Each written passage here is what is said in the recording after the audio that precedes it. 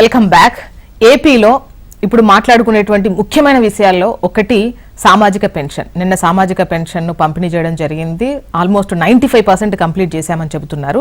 వచ్చిన 18 రోజుల్లోనే ఇచ్చినటువంటి ఒక ముఖ్యమైనటువంటి హామీ అమలు జరిగింది అని చెప్పేసి అంటున్నారు. పేదల మోముల్లో చిరునవ్వు చూస్తున్నాము అని చెప్పేసి అంటున్నారు. అయితే ఈ పంపిణీకి సంబంధించి ఇటు వైసీపీ నేతలు విమర్శిస్తున్నటువంటిది ఏంటంటే మళ్ళీ జన్మభూమి కమిటీలదే రాజ్యం. ఈ పెన్షన్ల పంపిణీకి సంబంధించి రాజకీయ రంగు పులుముతున్నారు. ఇందులో మాది గొప్ప అంటే అటు టీడీపీ అండ్ జనసేన తాపత్రయపడుతున్నారు అన్నటువంటి విధంగా వాళ్ళు మాట్లాడుతున్నటువంటి క్రమం కనిపిస్తోంది. ఇదొకటైతే పోలవరానికి సంబంధించి ఏదైతే పోలవరం ఇంకా ముందుకెళ్లాలంటే డయాఫ్రమ్ వాల్ డ్యామేజ్ అవ్వడం ఇబ్బంది అని చెప్పినటువంటి క్రమంలో నీళ్లలో ఉన్నట్టు కూడా డయాఫ్రమ్ వాల్కు పెద్ద ఇబ్బంది ఏం లేదు, వర్కౌట్ అవుతుంది అని చెప్పేసి అంతర్జాతీయ నిపుణుల కమిటీ ఏదైతే ఉందో నిన్న చెప్పినటువంటి క్రమంలో ఏం జరగబోతుంది, అసలు ఏంటి, దీనికి సంబంధించి మున్ముందు ఏ విధంగా ఉంటుందని మాట్లాడుకుందాం.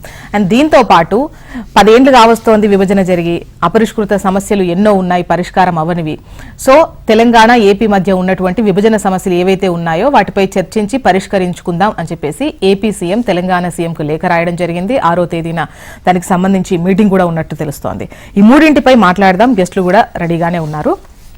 రఫీ గారు టీడీపీ అధికార ప్రతినిధి, నారాయణమూర్తి గారు వైసీపీ అధికార ప్రతినిధి, రామ్ కుమార్ గారు బీజేపీ అధికార ప్రతినిధి, కృష్ణాంజనేయులు గారు సీనియర్ జర్నలిస్ట్. నమస్తే అండి, వెల్కమ్ టు ద డిబేట్. నమస్తే అండి. నారాయణమూర్తి గారు, మీతోనే స్టార్ట్ చేద్దాం.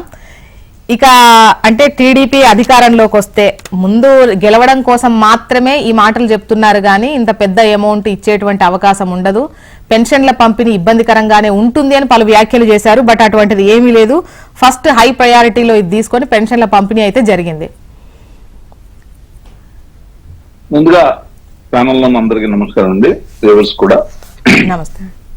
ఇప్పుడు నిన్న పెన్షన్స్ ఏవైతే డిస్ట్రిబ్యూషన్ జరిగిందో ఆ డిస్ట్రిబ్యూషన్ జరిగిన పద్ధతిని మీరు చూసే ఉంటారు.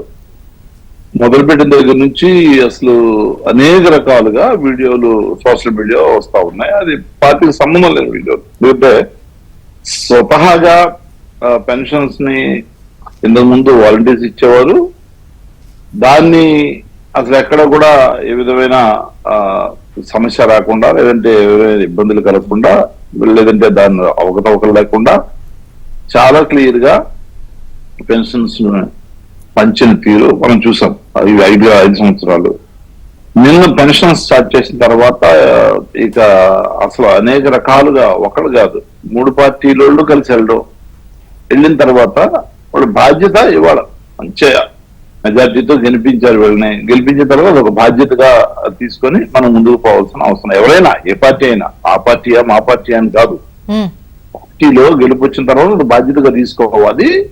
దాంట్లో మీరు ఏ విధంగా సంస్కారాలు తీసుకొస్తారా, లేదా కొత్తగా, లేదంటే ఇంతకుముందు ప్రభుత్వం అవలంబించిన పద్ధతిలోనే మీరు ఇంటింటికి వెళ్ళి ఇచ్చారా, లేదంటే లేదు అంతకుముందు మీరు ఇచ్చినట్టుగా మళ్ళీ అక్కడ ఆఫీసులకు రమ్మని, పంచాయతీ ఆఫీసులకు రమ్మని అట్లా చేశారా అనేది ప్రశ్న. ఓకే, ఇప్పుడు ఇంటికి వెళ్లే సచివాలయ ఉద్యోగులు పంపిణీ చేస్తున్నారు. కొన్ని చోట్ల సభ సమావేశాలు ఏర్పాటు చేశారు కావచ్చు, బట్ ఆల్మోస్ట్ ఇంటికి వెళ్లే వాళ్ళు ఇస్తున్నారు. కరెక్ట్ చెప్పారమ్మా, మీరు కరెక్ట్ చెప్పారు. నేను అదే చెప్తా ఉన్నా. ఇప్పుడు మనం ఒక స్టాండ్ తీసుకున్న తర్వాత ఇంటింటిగా అన్నారు. దాన్ని కొన్ని చోట్ల ఏమంటే మొత్తం అందరూ ఆల్రెడీ పిలిపించుకున్నారు. ఎవరైతే లీడర్లు ఉన్నారో లీడర్లు ఇంటికి పిలిపించుకున్నారు. పోనీ అది వేరే దగ్గర కాకుండా లెవెల్ పిలిపించుకొని అక్కడ ఇచ్చిన సందర్భం, లేదంటే ఆ వీధుల్లోనే ఒక దగ్గర ఆ కారణంలో పిలిపించి అక్కడ ఇచ్చిన సందర్భం. దీనివల్ల మీరు ఏదైతే చెప్పారో ఇంతకు ముందు ఇచ్చిన ప్రభుత్వం ఎలా ఇంటింటికి వెళ్ళి ఇచ్చిందో అట్లా మీరు ఇవ్వగలిగారా అనేది మీరు ప్రశ్నించుకోండి. నేను దాని గురించి కామెంట్ చేయాల్సిన అవసరం లేదు. ఎందుకంటే మొదటిసారిగా మీరు పెన్షన్స్ అన్ని కూడా ఇంటికి ఇచ్చే ప్రయత్నం జగన్మోహన్ రెడ్డి గారు ప్రారంభించారు. అవతాతలు రాలేరు, లేదంటే వికలాంగులు రాలేదు, లేదా వాళ్ళందరూ కూడా రాలేరు, వాళ్ళకి ఇవ్వాలి, ఇంటికి వెళ్ళి ఆ సదుపాయం కల్పిస్తే మంచిది అని జగన్మోహన్ రెడ్డి గారు ప్రారంభించిన ఈ పద్ధతిని మీరు అవలంబించారు. I appreciate you. అయితే దాన్ని పూర్తిగా ఎందుకు అవలంబించలేకపోయారంటే మీరు విశ్లేషణ చేసుకోండి. మీరే విశ్లేషణ చేసుకొని దాని మీద మీరే కొంత మెరుగైన పద్ధతిలో ఇచ్చేటట్టుగా మళ్ళీ జగన్మోహన్ రెడ్డి గారు ఎలా ఇచ్చారో అదే విధంగా ఇచ్చేటట్టుగా మీరు ప్లాన్ చేసుకుంటారా చేసుకోవాలని మీ ఇష్టం. అంటే నారాయణమూర్తి గారు ఇది ఫస్ట్ వచ్చిన తర్వాత ముందుగా ఇస్తున్నటువంటి పెన్షన్ కాబట్టి మేము వచ్చిన తర్వాత ఇస్తున్నామని మేబీ ఈసారి ఒక పండగలాగా చేసుంటారు. నెక్స్ట్ అది రొటీన్ అయిపోతుంది కాబట్టి ఇళ్లలోకి వెళ్ళి నార్మల్ గా ఇచ్చేస్తారేమో. అంటే ఫస్ట్ టైం కాబట్టి పెద్ద ఎత్తున అదే పండుగలో చేస్తామని చెప్పిన బాగానే ఉంటుంది కదా. ఒకే దగ్గర ఇస్తాం, మా ఇంటికి పిలిపించుకొని ఇస్తాం, లీడర్ల ఇంటికి పిలిపించుకొని ఇస్తాం అని చెప్పేసి చెప్పుంటే బాగుండేది. దాంట్లో అంటే చాలా చోట్ల మీ దృష్టికి వీడియోలు కూడా వచ్చుంటాయి. దాంట్లో 7,000 ఇచ్చే దగ్గర ఒక 500 రూపాయలు తీసుకొని ఇచ్చిన సందర్భం డైరెక్ట్ గానే అసలు వాళ్ళందరూ ఒక దగ్గర దగ్గర కాకుండా యూనిఫామ్ గానే చాలా చోట్ల ఇచ్చిన సందర్భం అది చూడండి. నేనేమన్నానంటే ట్రాన్స్పరెన్సీ ఇంపార్టెంట్ అని చెప్పేసి మనం జాగ్రత్తగా అవతాతల డబ్బులు వాళ్ళకి వెళ్ళాలి అనేటటువంటి పద్ధతిలో అయ్యారు. అదొకటి మీరు చూడాల్సిన అవసరం ఉంది. దాన్ని చదివించుకోండి. నేనేమన్నానంటే తప్పులు జరుగుంటాయి, తప్పనిసరిగా తప్పులు జరుగున్నాయా, తప్పులు చేశారా, 2 రకాలు ఉంటాయి ఇందులో. తప్పు జరగడం వేరు, తప్పు చేయడం వేరు. దాన్ని మీరు మీ పార్టీలు 3 కూర్చొని ఏ విధంగా మీరు పరిశీలిస్తారు చూడండి. లేదు నేను ఇస్తానంటే నేను ఇస్తాను, లేదు నన్ను వీళ్ళందరూ జనసేన వాళ్ళు కొంతమంది మమ్మల్ని తోసేస్తారని వాళ్ళు నారాయణమూర్తి గారు మళ్ళీ మీ వాయిస్ తీసుకుంటాను. రఫీ గారు రెగ్యులర్ గా ఎవ్రీ మంత్ పెన్షన్స్ వచ్చేదే, ఒక మంత్ ఆగింది కాబట్టి 2 కలిపి 7,000 ఇచ్చారు. సో ఈ క్రమంలో అంటే ముఖ్యంగా రెగ్యులర్ గా జరిగే రొటీన్ ప్రాసెస్ లో ఉన్నటువంటి దానికి రాజకీయ రంగు పులివే విధంగా ఒకటి, అండ్ జన్మభూమి కమిటీలదే రాజ్యం అని చెప్పేసి వైసీపీ నేతలు అంటున్నారు ఒకనొక సందర్భం. అది ఏంటి, దానిపైన మీ సమాధానం? నమస్కారం మేడం, మీకు అలాగే ఛానల్లో ఉన్నటువంటి మిత్రులకి అలాగే హెచ్ఎంటీ వీక్షకులందరూ కూడా నమస్కారం. ఇలా మాట్లాడే ఉన్న అధికారాన్ని పోగొట్టుకున్నారు. ఒక ప్రభుత్వం అధికారంలోకి వచ్చింది, కనీసం 6 నెలలు నోరు మూసుకుందాం అనేది లేకుండా దేవుని నుండి ఇలాగే మాట్లాడటం ప్రారంభించారు. ప్రజలు గమనిస్తా ఉన్నారు. మనల్ని ఎందుకు ఓడించారు, మనం ఎందుకు ఓడిపోయాం, 11 సీట్లకు ఎందుకు పడిపోయాం అనేటువంటి ఆత్మవిమర్శ లేదు, ఒక సమీక్ష లేదు. నాకు ప్రతిపక్ష నాయకుడు హోదా కావాలని ఆయన, జన్మభూమి కమిటీలు అని చెప్పి సాక్షి, ఇలాగా 500 తీసేసుకున్నారని చెప్పి ఈయన, ఇలా మాట్లాడే ఉన్న అధికారాన్ని పోగొట్టుకుని ప్రజలకి దూరం అయిపోయింది. 57% మా కూటమికి, మిగతా వాళ్ళకి 4%, 61% ప్రజలు వ్యతిరేకించిన వాళ్ళ మార్పు ఏమి కనిపించట్లేదు. ఇవాళ మేము చెప్పాం ఏమని, సచివాలయాలకు కాదు ప్రభుత్వ సిబ్బందితో, సచివాలయం సిబ్బందితో ఇంటింటికి వెళ్ళి ఇవ్వచ్చు అని చెప్పి జవహర్ రెడ్డికి చెప్పాం. జవహర్ రెడ్డి 2 సార్లు ఆ పని చేయాల, చంపేశాడు. 1 నెలలో 34 మందిని, 2వ నెలలో మళ్ళీ జాంతీయులు పంపించి 2 నెలలు ఒక 10 మందిని చంపేశారు. అది మేము చూపించాం. ఇవాళ సచివాలయం ఎంప్లాయీస్ తో ఇంటింటికి 95.5% పెన్షన్లు ఇచ్చి చూపించాం. ఇది ఆంధ్రప్రదేశ్ చరిత్రలో పెన్షన్ అనేది పెట్టింది ఎన్టీ రామారావు 35 రూపాయలు, తర్వాత ఆయన 70 రూపాయలు చేశారు. దాన్ని రాజశేఖర రెడ్డి గారు 200 చేశారు. 200 ఉన్న పెన్షన్ చంద్రబాబు నాయుడు గారు 1000 చేశారు. 1000 ఉన్న పెన్షన్ చంద్రబాబు నాయుడు గారు 2000 చేశారు. 3000 పెన్షన్ 5 సంవత్సరాలకు ఇచ్చాడు ఆయన, పెంచుకుంటూ పెంచుకుంటూ పెంచుకుంటూ. మొన్న ఏమన్నాడు, మేము 4000 పెన్షన్ ఇస్తామంటే 3,500 ఇస్తారు, అది 2028-29 సంవత్సరాలు ఇస్తా అన్నారు. తాతలు 2019లో చెప్పిన మాట ఇతను చేయలేదు, 5 సంవత్సరాలు చేశాడు. ఇతను ఎప్పుడో ఇస్తాడేంటి? చంద్రబాబు నాయుడు గారు 4,000, 3 నెలలు కలిపి 7,000, 5,000 ఉన్న పెన్షన్ మంచానికి పరిమితున్న వాళ్ళకి 15,000, అలాగే 3,000 ఉన్నటువంటి వికలాంగుల పెన్షన్ 6,000 ఇస్తారు. చాలా స్పష్టంగా చెప్తున్నానని చెప్పి పెద్ద ఎత్తున అవ్వాతాతలు, అక్క చెల్లెళ్ళు కూటమి ప్రభుత్వానికి ఓట్లు వేశారు. మేము గెలిచాడే వాళ్ళ, గెలిచిన తర్వాత పెన్షన్ పండుగ చేయాలనుకున్నాం. మేము ప్రజలకు ఏమైతే చెప్పామో చంద్రబాబు నాయుడు గారి దగ్గర నుంచి కింద మా ఎమ్మెల్యేలు, మంత్రులు, ఎంపీలు, ప్రజాప్రతినిధులు అందరూ కూడా వాళ్ళ దగ్గరికి వెళ్ళి మేము చెప్పిన మాట నిలబెట్టుకున్నామని చెప్పి చెప్పాం. అది ఒక నెల ప్రతి నెల రొటీన్ గా జరిగేటువంటి ఇంటికి వెళ్ళి పెన్షన్ ఇవ్వడం జరుగుతుంది. ఇప్పుడు మా ఇంటి దగ్గర కూడా 8 మందికి పెన్షన్లు ఇచ్చారు. మా ఇంటి దగ్గర 10 గంటలకు వచ్చి సచివాలయ సిబ్బంది ఇంటింటికి వెళ్ళి పెన్షన్లు ఇచ్చారు. ప్రతి చోట ఇచ్చారు. ఎక్కడో కొంతమంది నాయకులు వాళ్ళతో పాటు వెళ్ళి ఫోటోలు దిగారు. తప్పేముంది దాంట్లో? ఇదేమన్నా నేరమా? జగన్మోహన్ కమిటీలు వేశారా?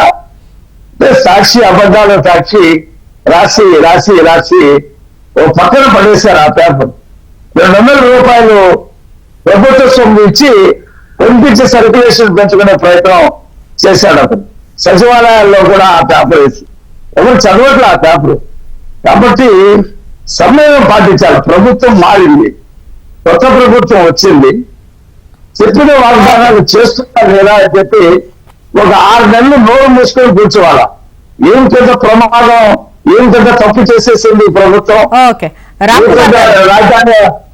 రాజ్యాంగ విరుద్ధంగా పనిచేసింది, ఎక్కడ ప్రజలను మోసం చేసింది. Wait and see.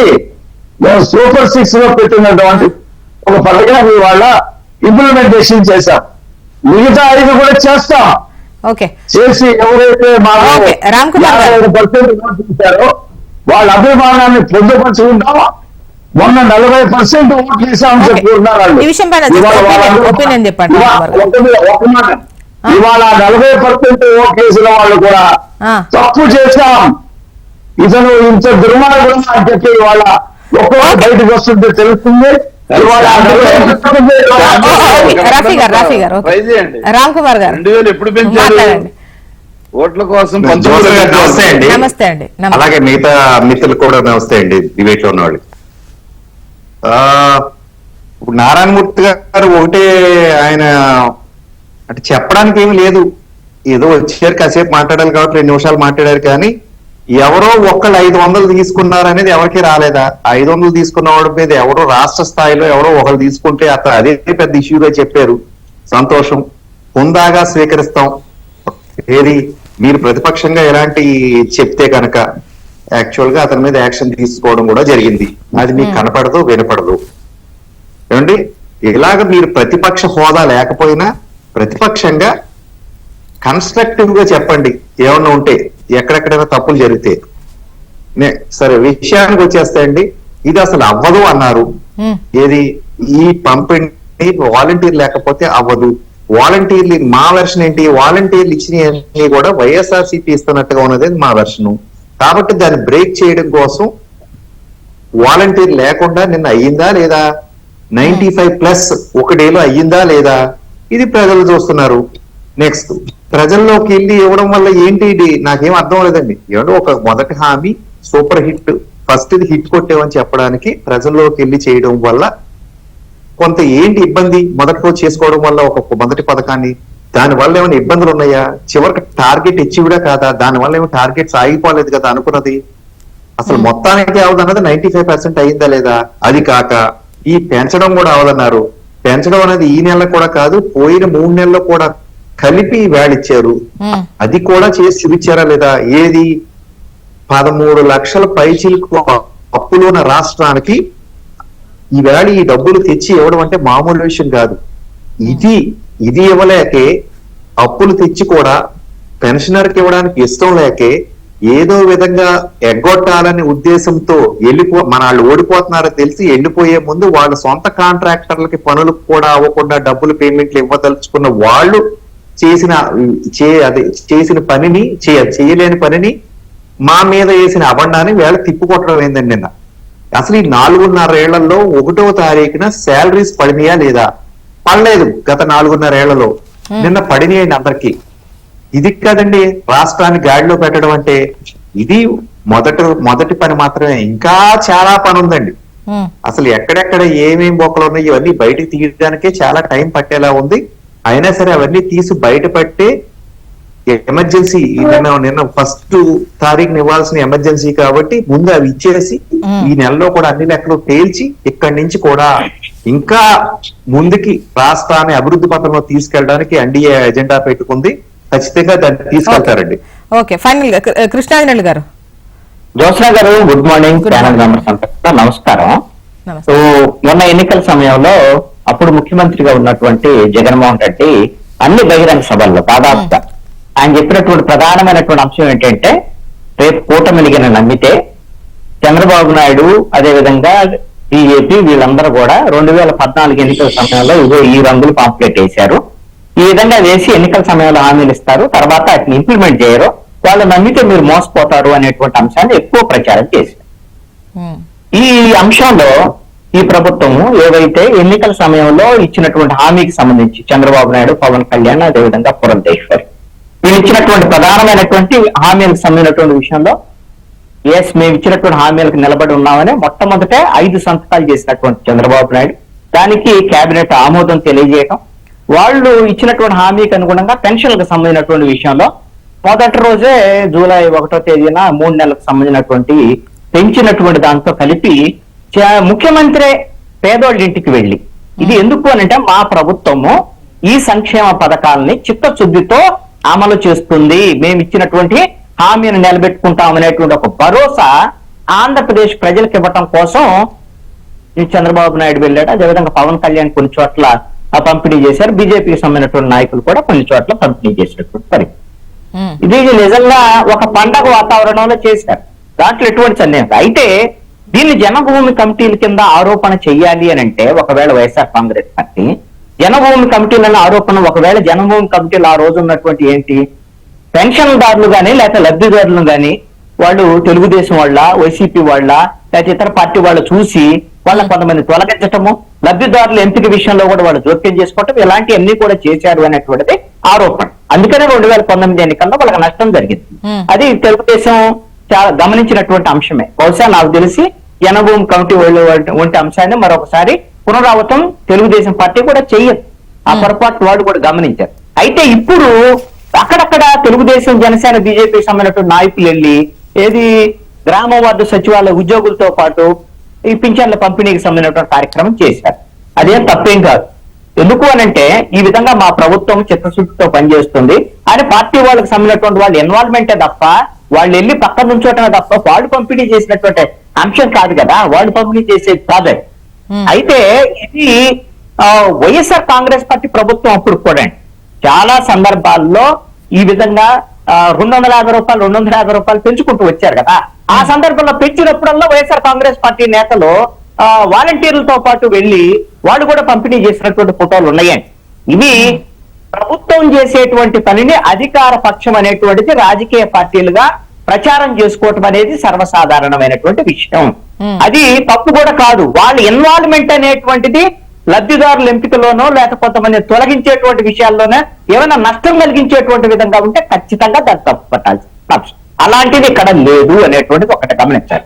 రెండో అంశం ఏంటంటే 500 1000 తగ్గించారు, ఇలాంటి కొన్ని చోట్ల చేశారు. మాచర్ల దగ్గర మాచర్ల నియోజకవర్గంలో ఒక 500 రూపాయలు తగ్గించినటువంటి పరిస్థితి ఉన్నప్పుడు అక్కడ మాచర్ల ఎమ్మెల్యే జూలకంఠ బ్రహ్మారెడ్డి ఆయన దృష్టికి వస్తే ఆ సంబంధిత ఎవరైతే ఉద్యోగి ఉన్నారో అతని మీద చర్యలు తీసుకోమని ఆదేశించినటువంటి పరిస్థితి. అలా 1-2 ఇన్సిడెంట్ బేస్ చేసుకొని ఆరోపణలు చేయటం కూడా కరెక్ట్ అయినటువంటిది కాదు. ఇక్కడ పెన్షన్ల విషయంలో మాత్రము ఆంధ్రప్రదేశ్ ప్రభుత్వము వాళ్ళు ఇచ్చినటువంటి హామీకి అనుగుణంగా ఏదైతే వాళ్ళ మీద అపనమ్మకం ఉందో వీళ్ళు పంచలేరు, వీళ్ళు ఒక రోజు పంచలేరు, వాలంటీర్లు లేకుండా పంచలేరు, అదే విధంగా ఆర్థిక పరమైనటువంటి పరిస్థితి వీళ్ళకి సహకరించదు, వీళ్ళు ఇచ్చినటువంటి అనేకమైన నోటికి వచ్చినటువంటి హామీలు ఇచ్చారు అనేటువంటి కూడా పటాపంచలు చేసింది ఈ ప్రభుత్వం. దీన్ని అంగీకరించి తీరారు. రెండో అంశం కూడా ఒక ప్రచారం చేశారండి.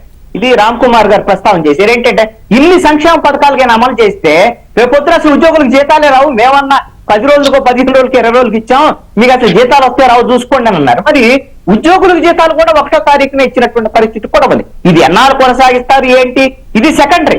ఫస్ట్ ప్రారంభమైతే ఈ ప్రభుత్వము శుభంతో ప్రారంభించింది.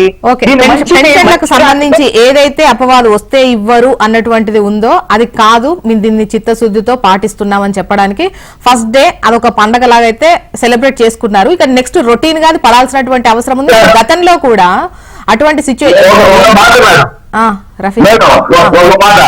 చాలా చోట్ల మా ఎమ్మెల్యేలు, మా పార్టీ నాయకులు 7,000తో పాటు 3,000 కలిపి 10,000 ఇచ్చినటువంటి సందర్భాలు కూడా ఉన్నాయి, వాళ్ళ పత్రికల్లో కూడా ఉన్నాయి. మరి అవి కూడా చెప్పాలి కదా. 10,000 ఇచ్చారు. ఇప్పుడు మా శ్రావణ్ కుమార్ గారు నాకు వినాలి, ఆ. శ్రావణ్ కుమార్ గారు 3,000 కలిపి 10,000 ఇచ్చాడు ఆయన. ఆహా. అలాంటివి కూడా జరిగింది కదా. అది చూపిస్తే ఇంకా బాగుంటుంది. అందరూ తలా ఇంత వేసుకోండి, ఇంకొక 3 ఇస్తే. ఎక్కడో ఒక 500 అక్కడో ఒక 500 గురించి మాట్లాడుతున్న వాళ్ళు ఇలా ఎక్కువ ఇచ్చింది కూడా చెప్పాలి కదా. నారాయణమూర్తి గారు గుర్తించాలి ఇట్లాంటివి. అండ్ నెలలా వీళ్ళు ఈ విధంగా ఒక 3,000 కల్పిస్తారా అలా కాదండి,